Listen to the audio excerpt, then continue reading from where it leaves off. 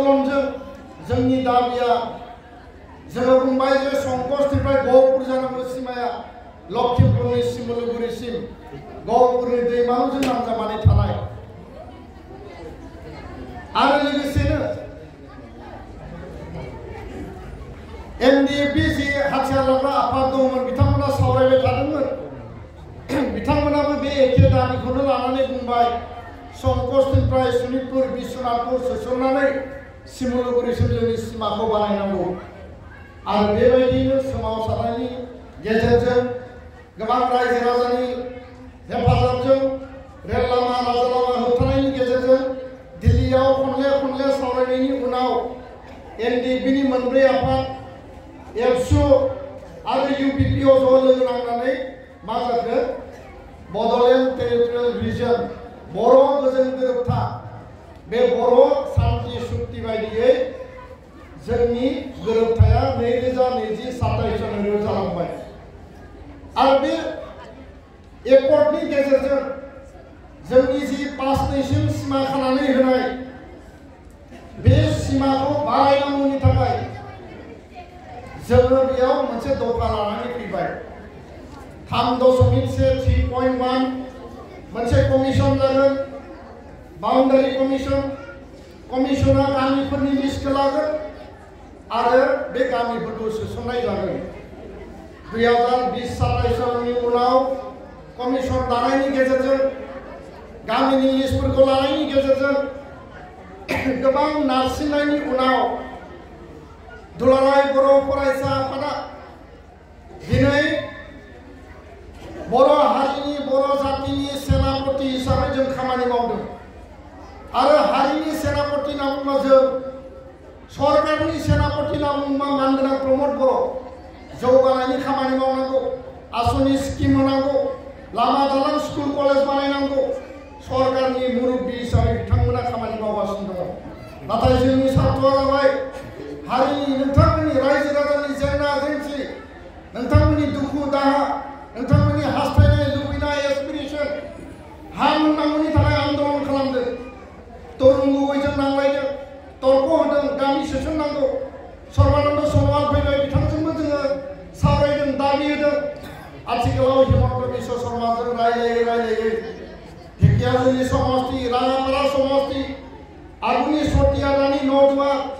बिश्वनाथ ओरै नोङो थांनानै गहपुर जोंनि फरेस्ट राइट एक्टनि गेजेरजों हा मोननांगौनि खामानिया बिश्वनाथाव प्राय जोबफ्रामहैबाय मात्र 1700 परियाल दंसै नाथाय सनितपुर जिल्लायाव दाबो बेसेबां दङ 12,000 ना 12-13 हाजार दाबो दंबावो दाख्लैबावै माखासे साननि सिगां आसामनि गिबि मन्थ्रिखौ लोगो हमनानै बुंनानै फैदों जे गामि सोसननाय हा होनायनि खामानिया इमिडियेट जानांगौ आरो स्कुल प्रभिन्सियेलाइजेसननि खामानिया जानांगौ दा बेखायनो मानगोनां रायजो राजा बिथांमोन आं गोलाव बाथ्रा बुंनो लुबैयाखै मानगोनां बिथाङा फैगासिनो दङ आंनि बुंनो गोनाङा बेनो जे नोंथांमोना हा मोननांगौ उरुइलगा गामिया हाबबाय मानसि कसारिया हाबबाय एरानि लगाया हाबदों 27 माइला हाबदों माखासे गामिफोरा हाबबाय बिनि थाखाय एमएलए बिथांमोनाबो मदद होदों किन्तु सासेल' एमएलएआ जोंखौ सम बादा होयो बे जाबाय नोंथांमोननि समष्टिनि पुराना एमएलए बे ओनसोला दा ओरै थांबाय किन्तु बै जायगायावबो बर' दङ दा बेखायनो मानगोनां रायजो राजा नोंथांमोन जों रावजोंबो सुथुर नङा रावनिबो इनाय साना रावनिबो हिंसा साना नाथाय जोंनि जेंना जेंसिखौ जों सुस्रांनांगोन दा बे गामि सोसननायनि जि आद्रा खामानि दङ बिनि थाखाय जेसेबां गामि दङ दाख्लैबावै जिल्ला कमिटि आनसलिक कमिटिनिफ्राय लिस्ट लानानै सनितपुर बिश्वनाथ लखिमपुर आसाम सरकारनो राजनैतिक लेभेलाव जमा होनाय जाबाय कमिसना बाउन्डारि कमिसना खामानि मावगासिनो किन्तु पलिटिकेल लेभेलाव जमा होनाय जाबाय आरो बिनि गेजेरजों फैबाय थानाय गुसुं समनि गेजेराव आरोबाव गोबां गामि हाबबावगोन मानगोनां रायजो राजा बिथांमोन बिनि थाखाय गोसोआव जुजिलाङो कारन बे गंसे गंनै गंथाम गामिजोंनो जों जिरायाखै गामिया माब्ला हाबनांगोन बिनिफ्राय लानानै साहा हाजो नांजासिम जेसेबां गामि दङ एफारसि दङ हाया मोननांगोन सोरबाया केस होदों सोरबाया कमप्लेन होदों सोरबाया प्रेस मिट खालामदों बेफोरजों जोंहा जेबो फाजानांगौ गैया कारण forest right act schedule tribal होनाय जायो आरो আমাৰ আদিবাসী ভাইসকল আছে বাইদেউ ভণ্টিসকল এটা কথা মই স্পষ্ট কৰিব বিচাৰিছোঁ বৰ্তমান বিটিআৰত সংকোচৰ পৰা পাছলৈ ওদালগুৰি জিলা আৰু এতিয়া 60খন গাঁও প্ৰায় 3-4 লাখ আদিবাসী আমাৰ সাঁওতাল আমাৰ টি গাৰ্ডেন 45খন টি গাৰ্ডেন আছে বিটিআৰত বিটিআৰ অকল বড়ো বা ট্ৰাইবেলৰ নহয় বড়ো আৰু ট্ৰাইবেলৰ অধিকাৰ আছে জনজাতি হিচাপে ৰাভা গাৰো হাজং লগতে আন জাতি জনগোষ্ঠী ইয়াত কোচ ৰাজবংশী হওক আদিবাসী সাঁওতালে হওক ইয়াত গোৰ্খাই হওক যিখিনি জাতি জনগোষ্ঠী আছে তেওঁলোকৰো সম অধিকাৰ আছে আৰু ইয়াৰ কাৰণে বিটিআৰখন ট্ৰাইবেলৰ অধিকাৰ যিমান দিয়া হৈছে জনজাতিসকলৰ সমষ্টি আছে আৰু অজনজাতি নন ট্ৰাইবেলৰো ইয়াত অধিকাৰ ৰিজাৰ্ভ চিট ইয়াতে দিয়া হৈছে আৰু ইয়াৰ সমান্তৰালভাৱে বিভিন্ন জাতি জনগোষ্ঠী আজি কোচ ৰাজবংশী সাঁওতাল আদিবাসী গোৰ্খা ইয়াত মদাহী চৰণীয়া কছাৰী অসমীয়া বিভিন্ন ভাষা ভাষী ধৰ্মাৱলম্বী লোক একেলগে আমি আছো ইয়াত থকা মানুহে মাটি অধিকাৰ পাব কাৰো মাটি অধিকাৰ বিটিআৰত খৰ্ব নহয় জনজাতিসকলে জনজাতিৰ অধিকাৰ পাব আৰু নন ট্ৰাইবেলসকলে নিজৰ মাটি অধিকাৰ সমানভাৱে তেওঁলোকে পাবৰ কাৰণে তেওঁলোকৰ অধিকাৰ আছে আৰু এইখিনি দিয়া হৈছে তো ইয়াৰ কাৰণে মই আটাইতকৈ আজি সুখী হৈছোঁ যে আমাৰ ইয়াত বড়ো জনগোষ্ঠীৰ লগতে আদিবাসী জনগোষ্ঠী আমাৰ ইয়াত আহিছে সেইটোৱে প্ৰমাণ যে শান্তি স্থাপন হোৱাৰ পিছত যি সময়ত গুলি বাৰুদ আছিল যি সময়ত হত্যা হিংসা আছিল যি সময়ত বম ব্লাষ্ট বিভিন্ন পৰিৱেশ পৰিস্থিতি আছিল সেই পৰিৱেশ পৰিস্থিতি আমি এতিয়া বিদায় দিলোঁ আৰু সমগ্ৰ ভাৰতত প্ৰধানমন্ত্ৰীয়ে 15 নৱেম্বৰত যেতিয়া দিল্লীত আহিছিল ভাৰতীয় গৃহমন্ত্ৰী প্ৰধানমন্ত্ৰীয়ে কৈছে যে আটাইতকৈ ভাৰতত যদি শান্তিপূৰ্ণ অঞ্চল এতিয়া আছে সেইটো হ'ল বড়োলেণ্ড অঞ্চল সেইটো হ'ল বিটিআৰ আৰু বড়োসকল সদায় শান্তি বিচাৰে শান্তিপ্ৰিয় বলে প্ৰধানমন্ত্ৰীয়ে আমাক ঘোষণা কৰি থৈ গৈছে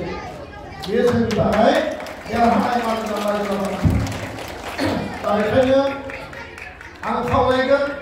गामि सोसननांगौनि थाखाय एबसुआ सरकारजों रायलायगोन मालाबा दाबि होगोन मालाबा खुद्रिगोन मालाबा आन्दोलन खालामनो गोनां जायोबा आन्दोलन खालामगोन आरो दुलाराय बर' फरायसा आफादा जेला बुङो सरकारा बेखौ खोनायालासिनो थानो हाया आरो सरकाराव थानानै जोंनि दिसपुराव थानाय एमएलए बर' एमएलएफोर बर' मन्त्रि दिल्लीयाव थानाय सानै एमपि आरो बिटिआर सरकारा मानगोनां सरकारनि मुरब्बी प्रमोद बर' बिथाङा जिहेतु सुक्तिनि सागानगिरि आरो बिथाङा दुलाराय बर' फरायसा आफादनिबो आगुनि आफादगिरिमोन दिनै बिथाङा सरकाराव थानानै खामानि मावगासिनो दङ आं गोलाव बाथ्रा बुंनो लुबैयाखै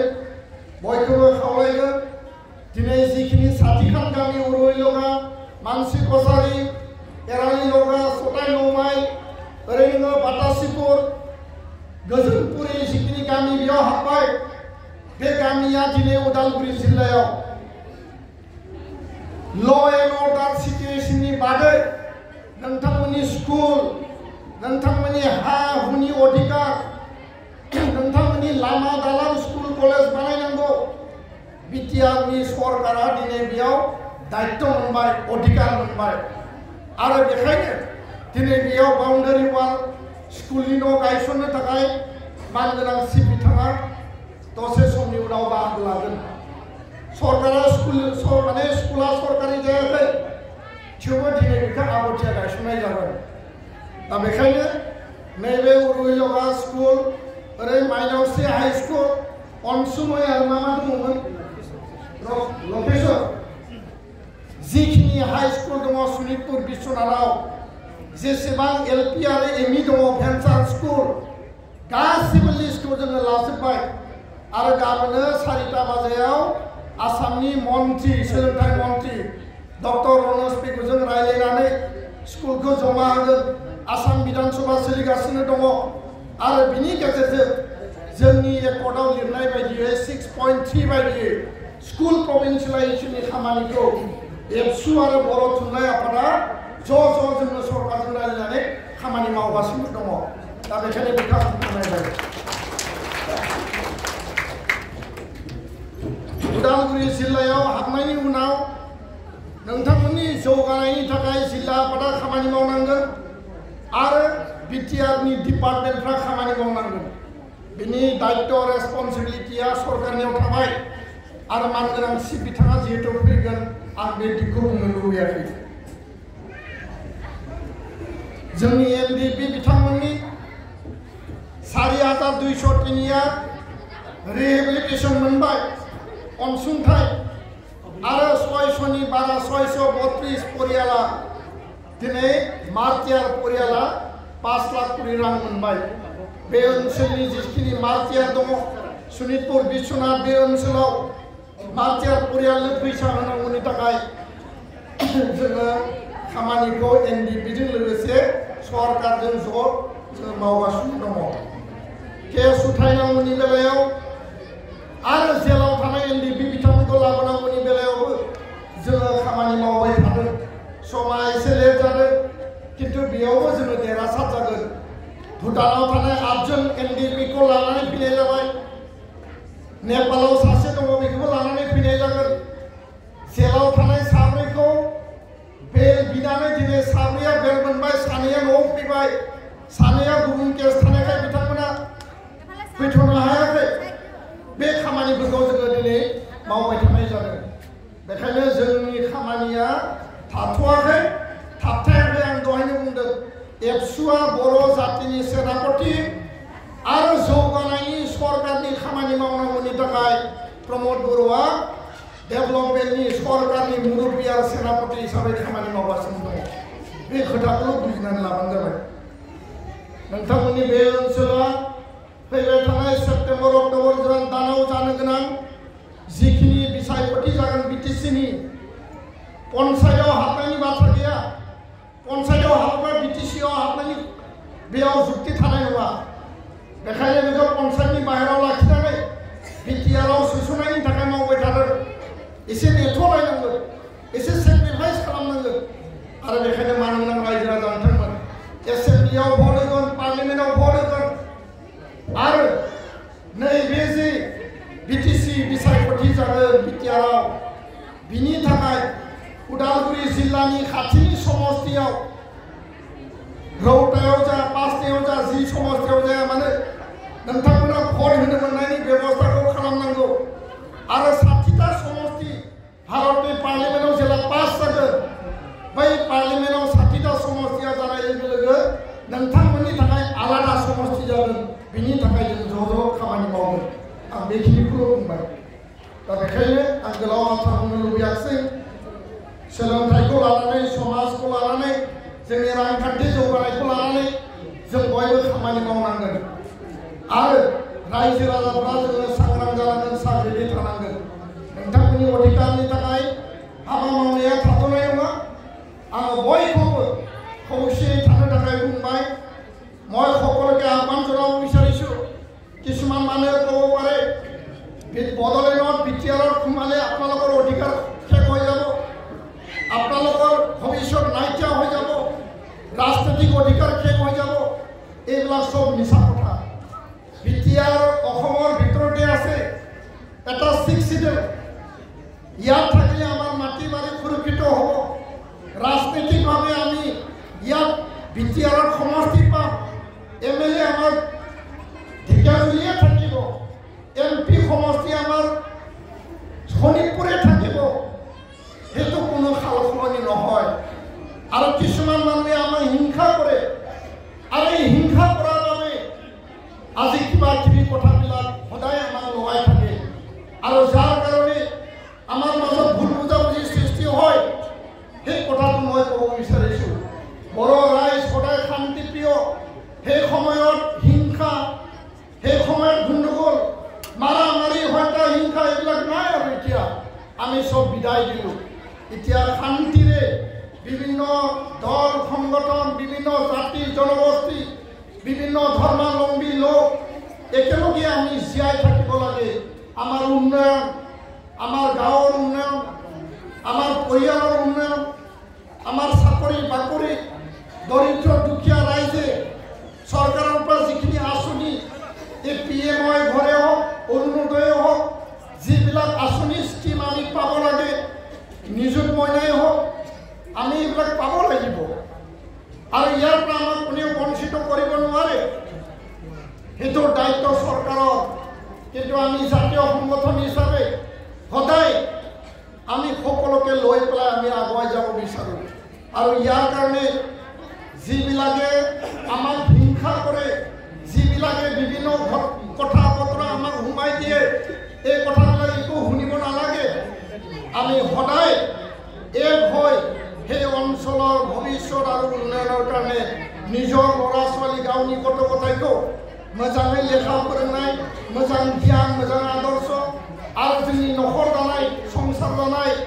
जोंनि रांखान्थि रां खामायनाय आबाद मावनाय हाबा हारिमु जोङो मोजाङै बेखौ मजबुतै लाखिनांगोन बेखिनिखौनो आं बुंबाय नोंथांमोनजों उननि समाव लोगो मोनबावगोन आं बेखिनिखौनो मिजिंथिनानै दसे समनि उनाव मानगोनांसि बिथाङा फैगासिनो दङ निस्सय बिथाङा माखासे मोजां मोजां गोनां खोथाफोरखौ नोंथांमोननो बुंगोन आंनि बिबानखौ आं बेखिनियावनो मावफुंबाय आरो फैबाय थानाय समाव नोंथांमोननि माखासे आद्रा गामि सोनांगौनि थाखाय आरो जि बनांचলত থকা रायजे माटी अधिकार माटिर पट्टा भूमि पट्टा पाবৰ কাৰণে যিখিনি কাম কৰিব লাগে আৰু স্কুল প্ৰভিন্সিয়েলাইজেশ্যন বিদ্যালয় প্ৰাদেশিকৰণৰ যি কাম কৰিব লাগে 100% নিখিল বড়ো ছাত্ৰ সন্থাই আমি কাম কৰি যাম সেই কথাকে মই আশ্বাস আৰু বিশ্বাস দি পেলাই आं बे खोथाखौनो नोंथांमोननो मिजिं आरो आसा होनानै आंनि बुंनायखौ फोजोबबाय गोजोन्थों।